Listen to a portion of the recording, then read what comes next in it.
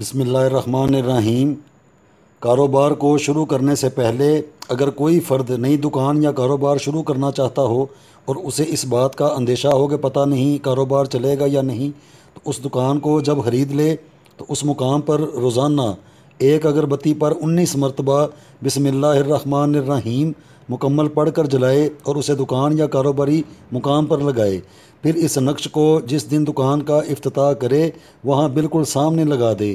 اللہ کے حکم سے اگر پہلی رجت ہوگی تو اس کا خاتمہ ہوگا اور دکانداری خوب چلے گی۔